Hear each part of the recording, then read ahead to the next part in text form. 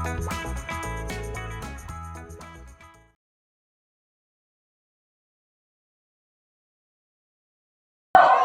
assalamualaikum warahmatullahi wabarakatuh, Pak.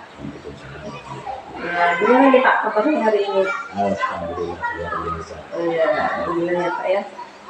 Pada hari ini saya melakukan wawancara kepada Bapak karena ada tugas dari pendidikan bergerak, dan ini pemenuhan dari tugas demonstrasi kontekstual pada modul 3.1 tentang pengambilan keputusan di sekolah.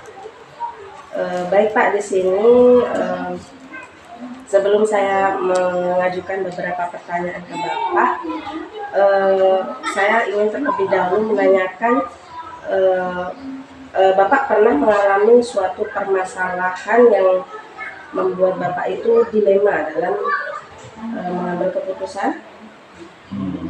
Pernah ya Pak? Seperti apa itu Pak permasalahannya?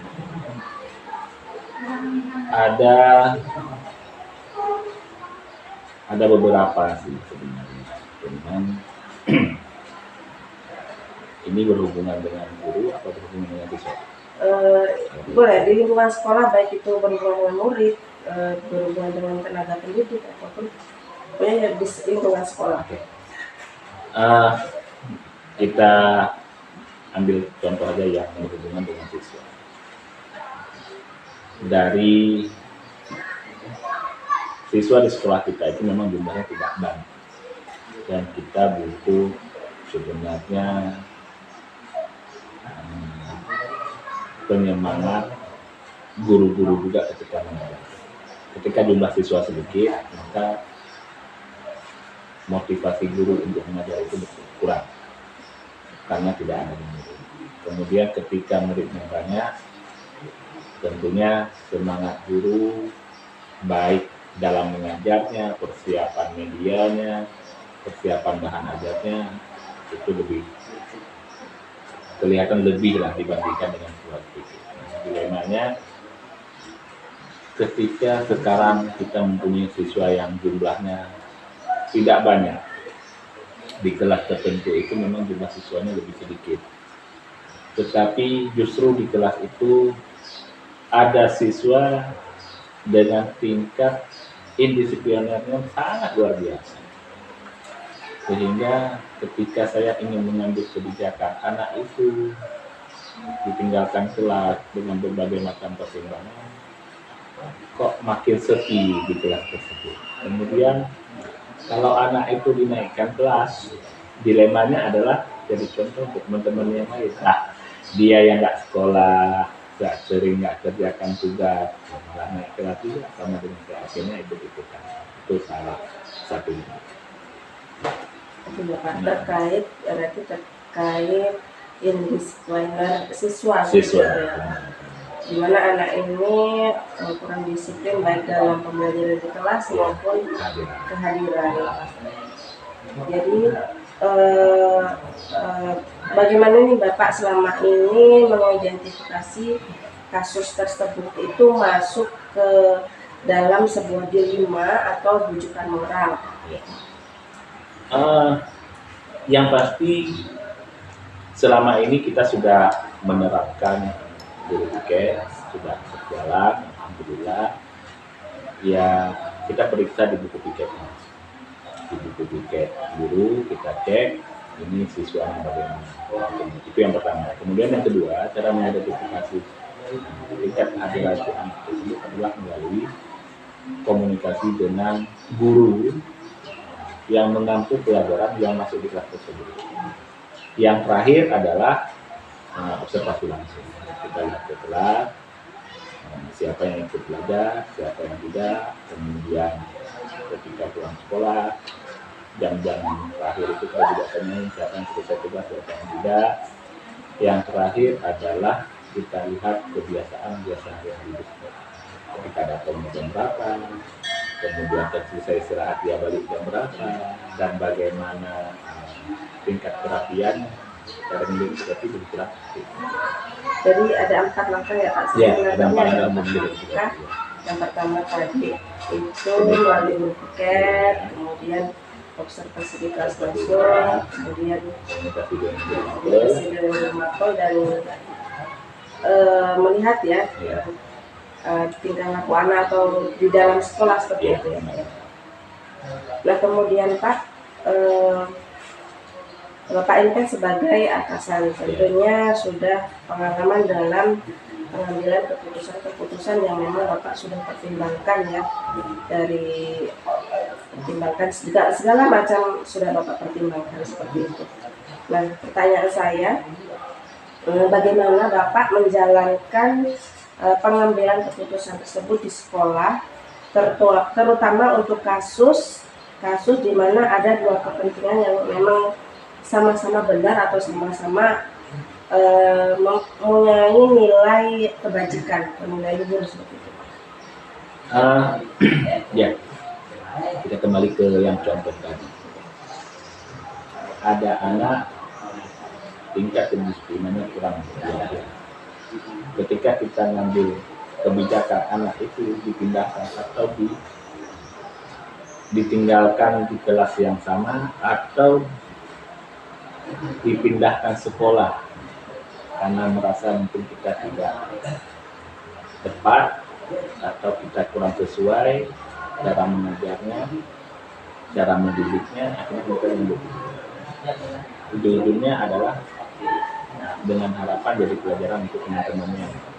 Di sisi lain, ketika anak itu dipindahkan, maka siswa di kelas tersebut kosong ataupun berkurang. Ketika berkurang, maka guru-guru ketika yang mengajar di kelas tersebut juga semangat ya Pak, menurun, motivasinya selera lah. Nah, akhirnya terus gimana cara mengambil keputusan? Ya mempertimbangkan, pertimbangannya banyak dan kita komunikasi tidak hanya kelas-kelas langsung mengambil kebijakan. Tentunya selama ini saya melibatkan semua unsur yang ada di sekolah, baik itu guru, komite, bahkan saya komunikasi dengan orang tua anak. Hal yang terbaik itulah yang kita ambil. Kita tidak menilai itu adalah sebuah kemunduran ataupun itu adalah kesalahan di anak, tetapi anak tersebut adalah tanggung jawab bersama dan kebijakan yang kita ambil adalah kebijakan yang sama-sama memberikan manfaat, bukan yang sama-sama mendapatkan modal. Sebenarnya seperti itu. Jadi memang Bapak mengambil keputusan itu memang sudah berdiskusi atau dengan segala unsur kepentingan yang ada di sekolah ya Pak. Ya. Kemudian Pak, dari cara pengambilan keputusan di sekolah tersebut, kemudian terhadap kasus itu tadi ya yang berkaitan dengan anak, langkah-langkah atau prosedural seperti apa yang biasa Bapak lakukan dalam pengambilan keputusan tersebut Pak? Ya. Yang pasti komunikasi dari sekarang dengan harapan tidak ada kedepannya yang merasa saya dirugikan, terutama dari pihak orang tua. Kenapa anak saya diambil sikap seperti ini, ditinggalkan kelas ataupun bahkan dikeluarkan. Kemudian yang selanjutnya kita mengikuti semua kebijakan yang kita ambil karena ini kebijakan yang berat untuk kita ambil keputusan. Itu kita mencoba untuk tidak menyalahi aturan yang ada. Mengeluarkan anak bermasalah untuk jenjang lembaga ke depan. Tetapi kita mengambil sikap bahwa semua unsur guru itu harus bekerja sesuai dengan tupoksi yang ada. Si wali kelas membuat buku catatan, si guru mapel membuat buku catatan, buku anak baru, bagaimana perkembangan anak-anak asuh. Kemudian guru BK juga demikian. Artinya keputusan yang diambil itu prosedurnya sudah panjang dan membutuhkan waktu yang agak lama. Kita tidak mengambil keputusan ketika sekarang salah langsung mengambil keputusan, tidak. Tapi kita lakukan secara terstruktur dan sistematis yang bahwa keputusan yang kita ambil adalah keputusan bersama. Jadi memang Bapak tidak mengambil secara sendiri ya, Tidak. memang ada pendapat atau masukan dari Bu BK, Benar. dari Bu Mapel, seperti itu ya Pak.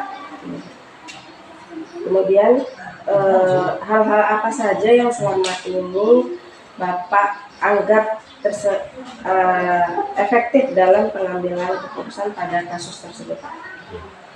Saya rasa dari semua yang saya ceritakan itu sebenarnya semuanya berperan dan akhirnya adalah sekali lagi itu adalah keputusan. Jadi peran semua warga sekolah terlibat demi untuk memajukan sekolah. Jadi keefektifan itu akan tercapai jika adanya kerjasama Benar. dari seluruh komponen yang ada di sekolah. Benar. Kemudian Pak, hal-hal apa saja yang selama ini merupakan tantangan bagi Bapak dalam mengambil keputusan pada kasus tersebut? Ya, tantangan itu sebenarnya di awal. Tantangan itu di awal, karena ketika tantangan di awal, kenapa terjadi tantangan di awal? Karena kita belum bisa melakukan mungkin tanggung jawab ataupun tugas secara maksimal. Akhirnya ya kita menyelesaikannya secara betul. Apa yang berat itu adalah mendengar semilir angin dari luar. Pak, kalau anak ini ditinggalkan kelas, orang tuanya seperti ini. Seolah-olah kita itu mengambil sikap adalah salah. Apapun sikapnya. Kita naikkan kelas, salah. Kita tinggalkan kelas, lebih salah. Seolah-olah seperti itu tantangan. Makanya akhirnya kita panggil orang tuanya. Ini benar nggak sih Pak? Kita jabarkan, kita sampaikan ini si anak absen sekian. Kemudian kalau ada tugas dia tidak melaksanakan. Kadang-kadang kalau berangkat sekolah kok bajunya kayak tidak kurang teratur. Kancing baju nggak ada, baju di luar, celana sobek, nggak pakai sepatu. Tapi kita tanyakan ada apa? Itu kendalanya di awal. Tapi begitu sudah kita itulah pentingnya komunikasi itu tadi. Akhirnya kita tahu oh ternyata tidak seperti itu. Semuanya bisa didiskusikan. Jadi tantangan tersebut memang di awal ya Pak. Di awal. Suara dari luar memang yang memberikan pengaruh dan dampak yang luar biasa. Akhirnya kita kadang-kadang kita mengambil sikap kok berat. Kemudian apakah Bapak memiliki jadwal tertentu dalam sebuah penyelesaian kasus tersebut? Apakah Bapak langsung menyelesaikan di tempat atau memilih sebuah jadwal untuk menyelesaikannya? Kalau kasus-kasus di sekolah biasanya tergantung kasusnya. Kalau memang kasusnya insidental, butuh penanganan segera, kita selesaikan. Tapi kalau seandainya kasus itu berkelanjutan, maka kita pelajari dulu kasusnya akar permasalahannya bagaimana. Nanti kita komunikasi sama baik dengan wakil kepala sekolah maupun dengan kepala guru dari pendapat bagaimana sikap yang baik yang kita ambil. Artinya tergantung dari permasalahan.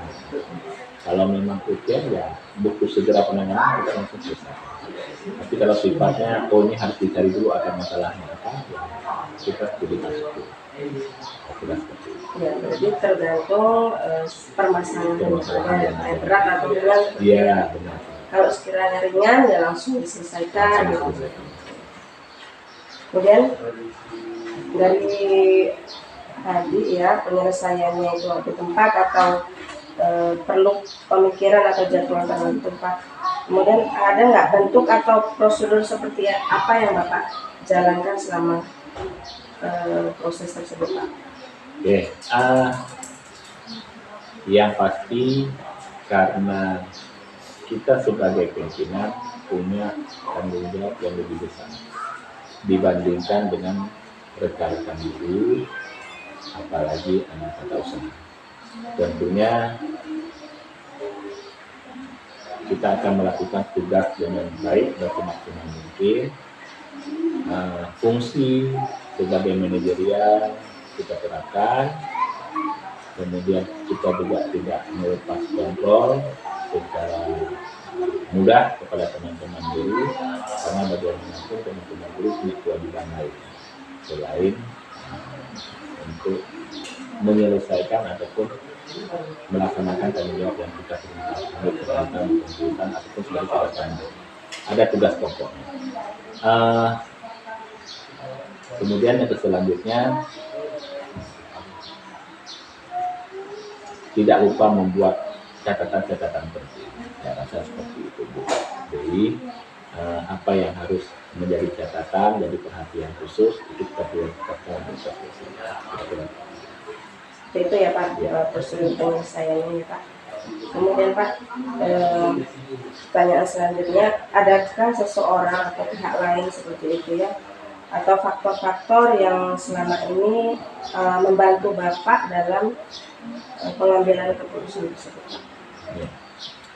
Sebenarnya pengambilan keputusan itu, sekali lagi saya sampaikan, adalah hasil pemikiran bersama-sama waktu sekolah.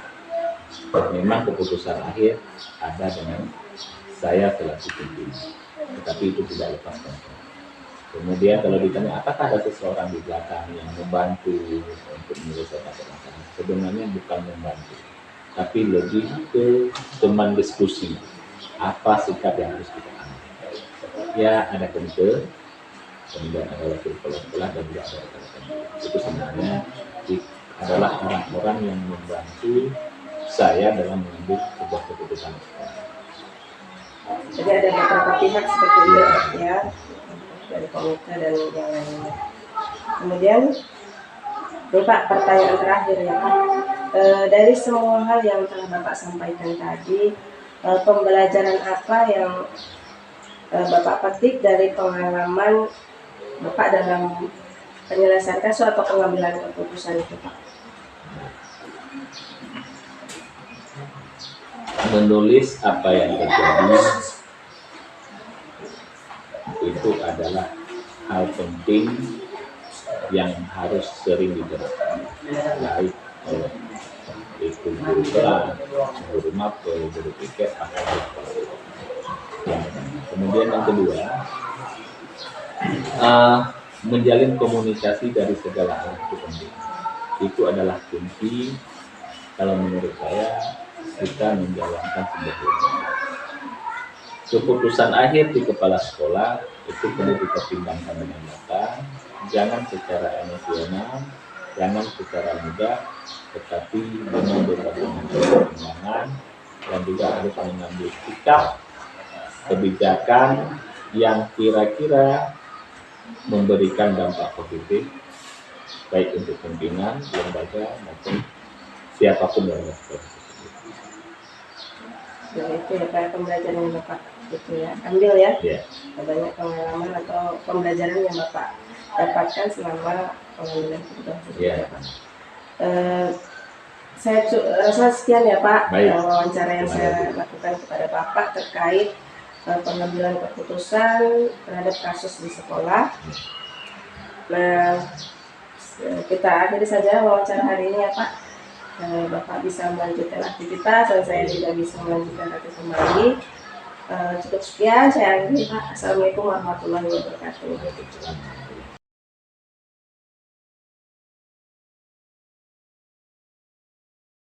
Assalamualaikum warahmatullahi wabarakatuh Pak. Waalaikumsalam warahmatullahi wabarakatuh. Selamat siang Pak. Siang Bu. Saya Dewi Karini Pak dari SMP Negeri 1 Atap 2 Krui. Dalam hal ini saya akan melakukan wawancara pengambilan keputusan untuk pemenuhan tugas demonstrasi kontekstual modul 3.1 Pak. Emang Ibu? Ya, selanjutnya saya mohon izin, nanti ini juga ada proses perekaman terkait sharing aja Pak. Oh gitu. Sharing pengambilan keputusan di sekolah di SMK Negeri 1 Bengkunat Belimbing ini Pak. Iya. Ya, karena ada Kayak- beberapa panduan pertanyaan yang nanti akan saya tanyakan ke Bapak, Pak. Iya. Ya, bisa dimulai ya Pak? Boleh, bisa. Ya, sebelumnya Pak, ini sebelum saya masuk ke pertanyaan pertama,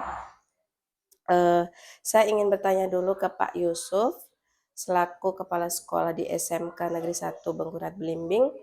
Pernahkah Bapak mengalami suatu kasus di sekolah ini yang memang sangat-sangat berat atau kasus yang biasa terjadi di lingkungan sekolah ini, Pak? Sebelum lanjut, ini nanti videonya bisa diedit nggak? Bisa, Pak. Saya mau kemasukan angin nanti kalau ini menghadap saya terus. Oh ya. Nggak muter.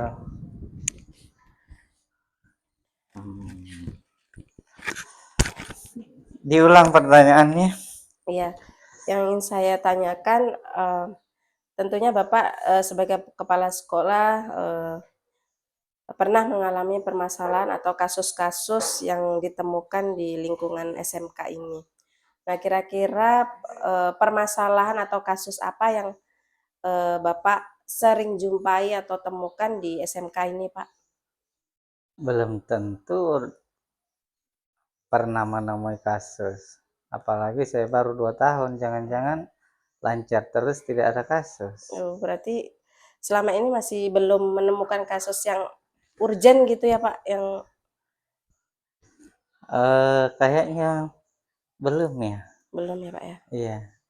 Ya. Kalau kasus-kasus yang terjadi di proses pembelajaran atau di tenaga pendidiknya seperti itu, Pak? Kasus misalnya kasus seperti apa? Contohnya kalau tadi saya wawancara dengan Pak Muklis itu ada salah satu peserta didik yang memang kurang disiplin dalam keberangkatan, kemudian mengerjakan tugas juga jarang, terus dari segala aspek memang dia kurang disiplin seperti itu, Pak. Iya. Jadi dari segi peserta didiknya tadi, kalau Bapak ini sering menjumpainya di tenaga kependidikannya atau dari lingkungan anak didiknya, Pak? Oh gitu. Jadi ada anak yang malas ke Iya, sekolah, betul. terus mungkin juga karena malas nilainya juga nggak bagus. Iya. Oh gitu. Kalau menurut saya itu bukan kasus, itu suatu kejadian yang memerlukan pembinaan oleh guru. Jadi eh,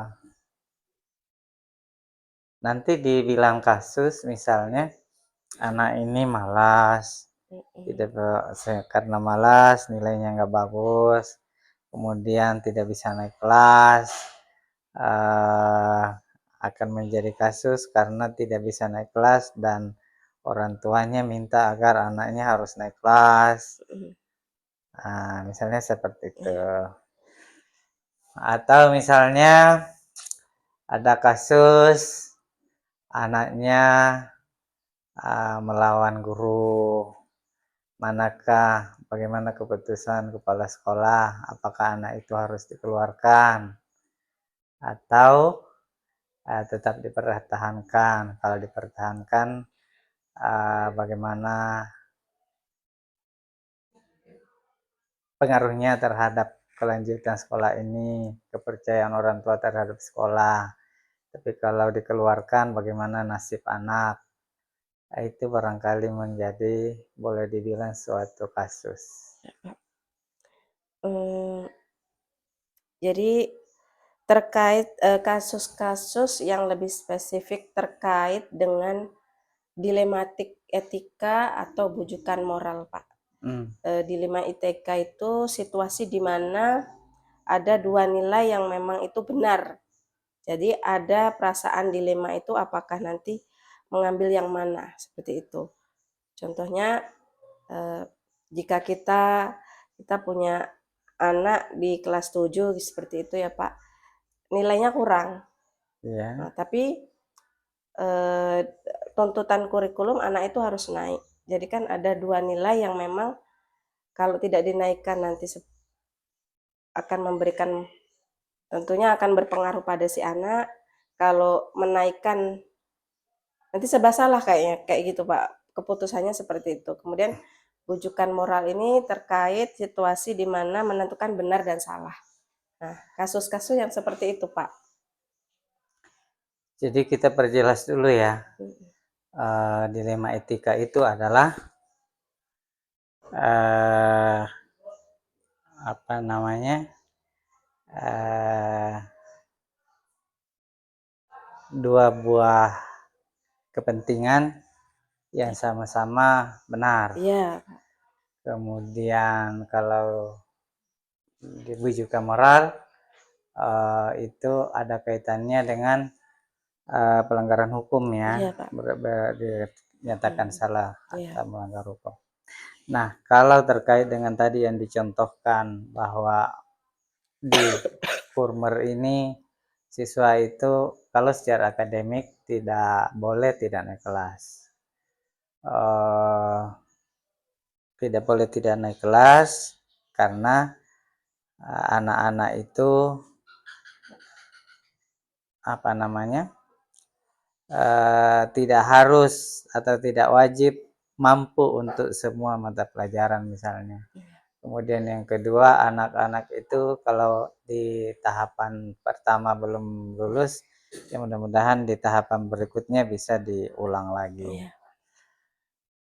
Tapi apakah itu merupakan suatu dilema etika atau bukan? Baik, taruhlah kita dihadapkan merupakan dilema etika, karena kalau dia tinggal kelas misalnya apa namanya, anaknya kasihan ketinggalan, mungkin umurnya semakin Iya. semakin Tambah ya, Pak. bertambah, sementara teman-temannya yang lain sudah harus naik kelas. Iya. Maka kita harus apa namanya ya, yang pertama mengidentifikasi sumber permasalahan itu munculnya dari mana. Mengidentifikasinya itu kalau ini merupakan suatu bukan pelanggaran dari anak, kalau pelanggaran anak itu terkait dengan pelanggaran disiplin misalnya, maka ya kita melihatnya ke peraturan sekolah yang sudah dibuat disepakati bersama. Kalau itu terkait dengan kenaikan kelas yang diatur oleh Kementerian Pendidikan, ya maka kita kembali melihat apa namanya, regulasi, peraturan menteri mungkin atau peraturan kepala dinas pendidikan untuk melihat apakah ini merupakan suatu permasalahan apabila dia tinggal kelas menjadi masalah terkait dengan ada aturan yang dilanggar, ataukah apakah kalau dia naik kelas ini akan berdampak pada murid-murid yang lain misalnya, toh kalau tetap dinaikkan apa namanya, walaupun malas bisa naik kelas misalnya ya.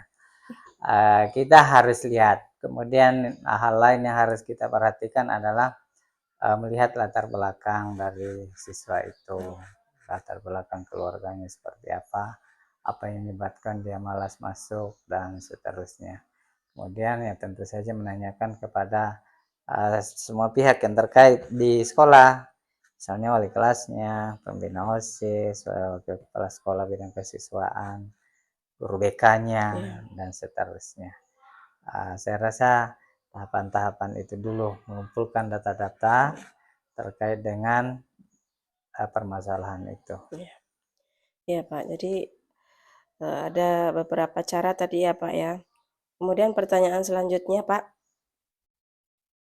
selama Bapak menjadi kepala sekolah Pak, bagaimana Bapak menjalankan pengambilan keputusan di sekolah SMK ini, terutama untuk kasus-kasus di mana ada 2 kepentingan yang sama-sama benar atau sama-sama mengandung nilai-nilai luhur seperti itu Pak?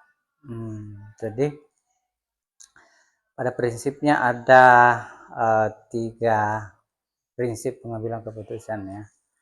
Yang pertama itu keputusan berbasis apa ya? Kemudian keputusan yang eh, berbasis kepedulian Ya. ya. Kemudian keputusan berbasis peraturannya. Kalau nggak salah yang pertama itu keputusan berbasis nilai akhir. Iya, betul, Pak. Artinya keputusan itu kita memandang jangka panjang, bukan jangka panjang. Tetapi di lain pihak keputusan itu juga diharapkan menguntungkan pada pihak yang bermasalah tanpa mengecewakan pihak lain. Nah, kalau dihadapkan pada persoalan dilema etika, di mana dua kepentingan yang saling berhadapan, maka sama saja yang tadi. Yang pertama harus kita memetakan permasalahan itu dulu. Pihak-pihak yang terkait dengan masalah itu. Kemudian setelah itu kita melihat adakah peraturan yang dilanggar, regulasi yang dilanggar dari persoalan yang muncul. Kemudian kalau memang tidak ada peraturan yang dilanggar, maka kita melihat orang-orang yang berkonflik dalam permasalahan itu. Adakah yang bersalah ataukah memang ini semua sama-sama benar? Kalau semua sama-sama benar, maka kita juga bisa kembali meminta pandangan-pandangan dari teman-teman yang ada di sekolah. Bagaimana latar belakang dari orang-orang yang bermasalah ini, agar supaya kita bisa mencarikan solusi dari orang-orang itu tidak ada yang dirugikan. Maka kemungkinan, atau kalau saya sendiri itu seringnya mengambil keputusan di tahapan trilema ya, itu. Jadi dari dua solusi yang ada, kita mengambil yang ketiga, agar supaya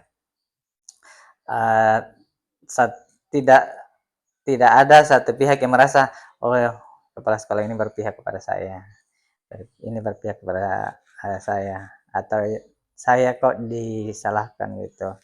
Sehingga kita mengambil keputusan itu yang tengah-tengah, tidak berpihak dari sisi manapun, tetapi tidak merugikan dari dua sisi.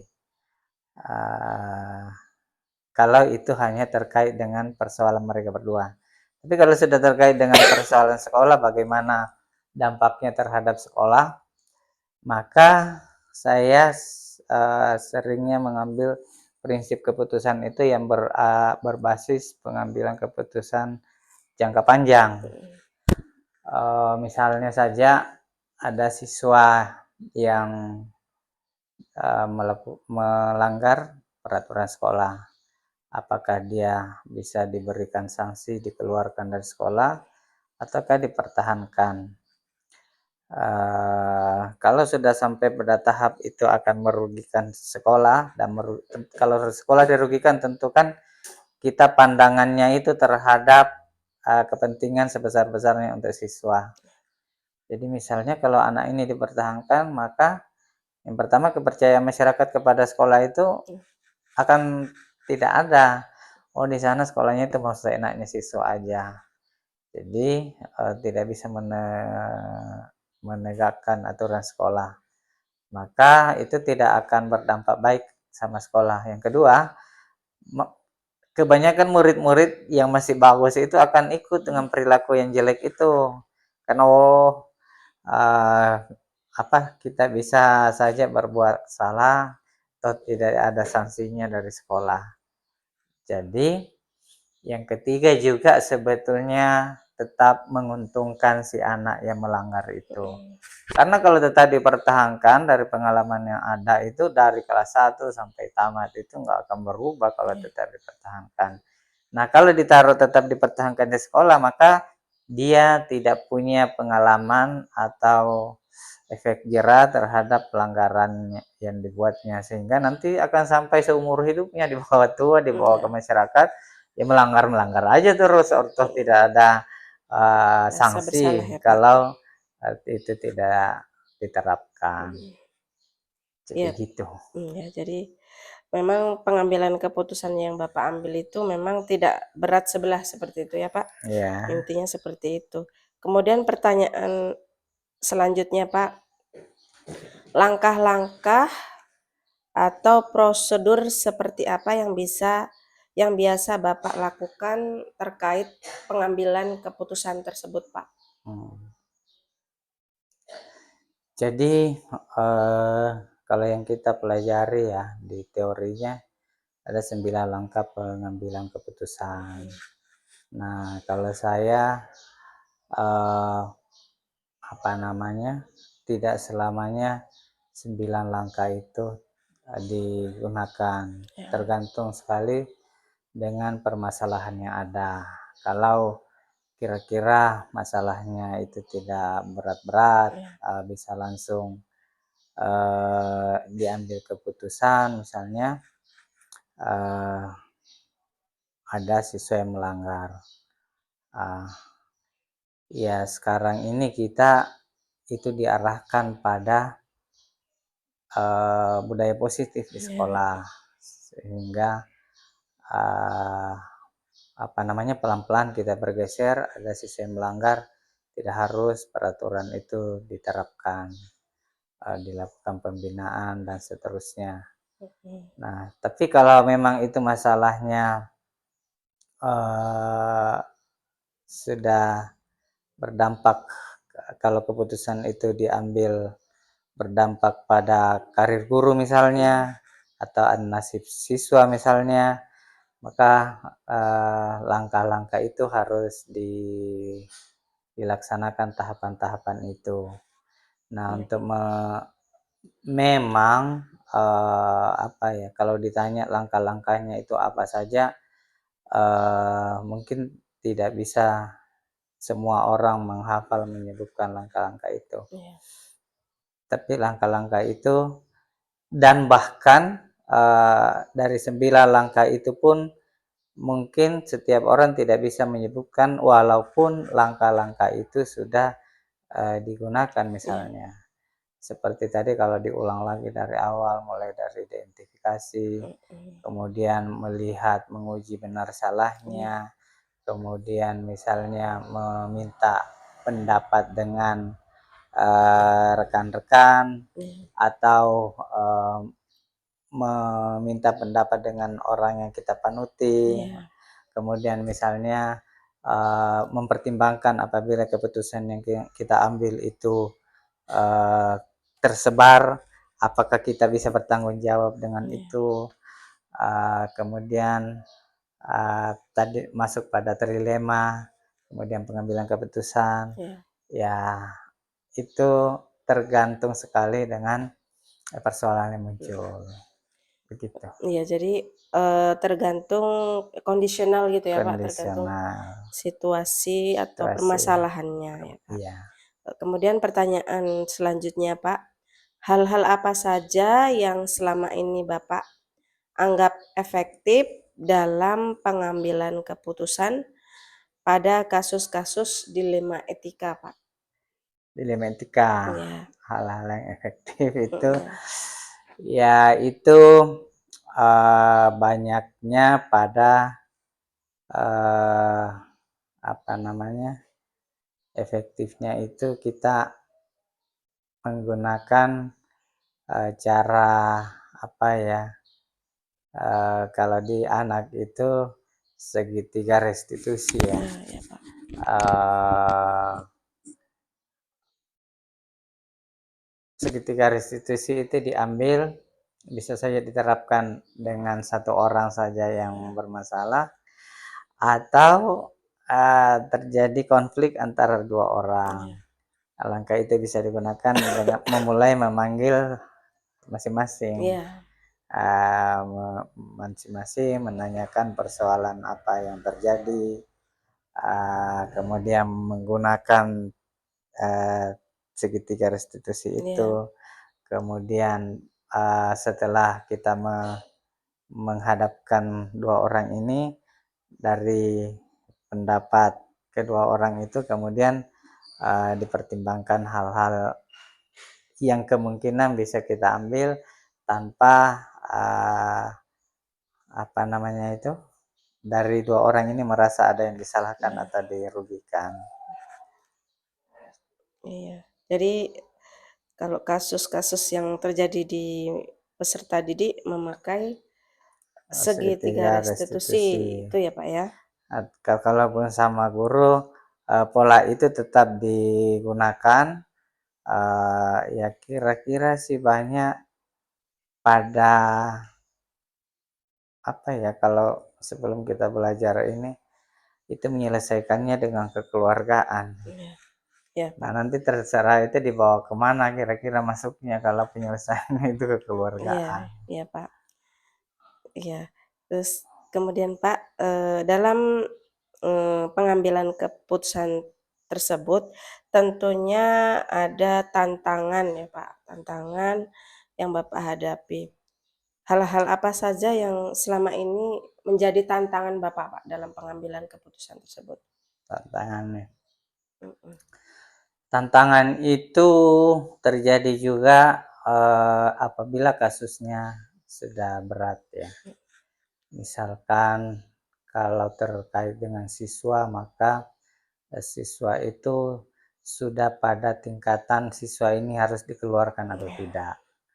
Maka tantangan yang muncul itu adalah eh, terkait dengan pandangan masyarakat, penilaian masyarakat terhadap sekolah kita iya, apabila kita mengambil suatu keputusan, sehingga sebelum mengambil keputusan itu harus mempertimbangkan hal tadi. Apabila keputusan saya ini di blow up atau terekspos, iya, apakah saya bisa bertanggung jawab dengan keputusan yang saya ambil. Kemudian mhm, yang kedua, di tantangan itu yang pertama itu ya penilaian iya, masyarakat iya, terhadap keputusan yang kita ambil. Yang kedua, mungkin ada tekanan iya, dari baik itu dari orang-orang yang punya punya power misalnya ya. mhm, Bisa jadi orang tua siswa itu kalau anaknya dilaporkan, dia melapor ke penegak hukum. iya, Eh, Anak saya ini dikeluarkan tanpa apa namanya, misalnya sewenang-wenang sekolah iya, gitu lah iya, mengeluarkan. Pak, Oleh sebab itu maka kita harus punya, sudah dipertimbangkan semua. Kalau iya, saya dilaporkan, maka saya jawabannya ini, tahapan-tahapannya sudah saya lakukan ini. Begitupun misalnya tekanan dari pejabat. iya, Siapa tahu siswa itu punya saudara pejabat, iya, minta lagi dimasukkan anaknya dan seterusnya. Seperti itu mhm. tantangannya. Ya, tantangannya lebih ke eksternal ya, Pak, ya, Ya, dari tantangan dari eksternal. iya, Pak. Kemudian pertanyaan selanjutnya, apakah Bapak memiliki sebuah, tata kala atau jadwal tertentu dalam sebuah penyelesaian kasus dilema etika? Hmm. Apakah Bapak langsung menyelesaikannya di tempat atau Bapak memiliki jadwal untuk menyelesaikannya? Kemudian bentuk atau prosedur seperti apa yang Bapak jalankan? Kalau terjadwal itu tergantung sekali dengan persoalannya ya, Mhm, tingkat kerumitan persoalannya. Kalau misalnya tidak harus melibatkan orang luar, iya, maka persoalan itu langsung. bisa Dan saya diselesaikan ya? juga tidak bisa menunda-nunda Iya, persoalan jadi pikiran. iya, Pak, Tapi kalau memang melibatkan orang banyak, harus minta dari pihak internal, pihak eksternal, kemudian setelah data itu terkumpul harus dirapatkan, maka tentu saja itu harus dijadwalkan iya, supaya ada apa namanya ya, kita punya gambaran bahwa kapan persoalan ini harus ada keputusannya. iya. Begitu Iya. kira-kira. Tergantung kerumitan permasalahan ya Pak ya. Iya. Ya. Kemudian Pak, adakah seseorang atau faktor-faktor yang selama ini mempermudah atau membantu Bapak dalam pengambilan keputusan dalam kasus-kasus dilema etika, Pak?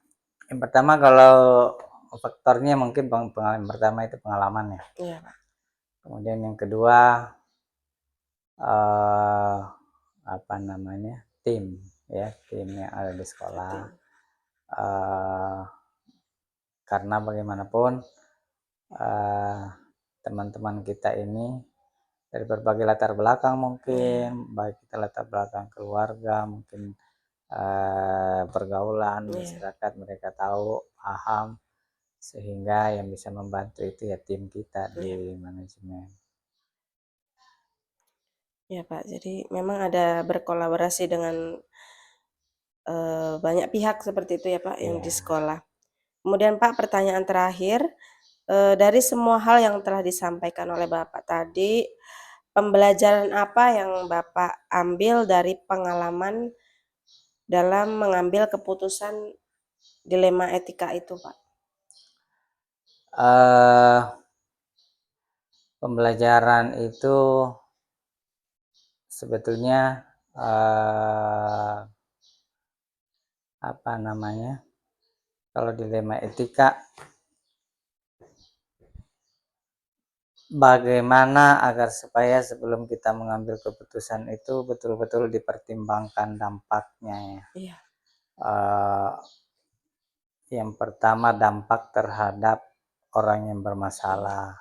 Seandainya kita mengambil keputusan ini, ya jangan sampai kasihan merugikan masa depannya, atau kasihan dia dibenci orang, dikucilkan orang.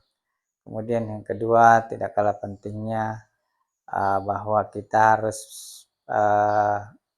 sebelum mengambil keputusan, kita harus tahu latar belakang orang yang bermasalah itu. Jangan sampai kita nanti dipersoalkan, sehingga kalau kita tahu latar belakangnya, maka segala hal yang mungkin terjadi, apakah kita dilaporkan ke penegak hukum, apakah dilaporkan kepada orang yang kuasa terhadap kita, ya kita sudah harus ada jawabannya. Jadi saya kira yang paling penting adalah bagaimana dampak, baik itu dampak terhadap orang yang bermasalah maupun kita. Ya, itu tadi ya Pak ya, beberapa pertanyaan terkait pengambilan keputusan. Terima kasih nih Pak atas waktunya, semoga nanti pengalaman Bapak bisa menjadi pembelajaran untuk kami. Dan cukup sekian ya Pak wawancara hari ini. Semoga Bapak senantiasa diberi kesehatan, kita semua diberi kesehatan. Dan saya akhiri ya Pak. Cukup sekian. Assalamualaikum warahmatullahi wabarakatuh.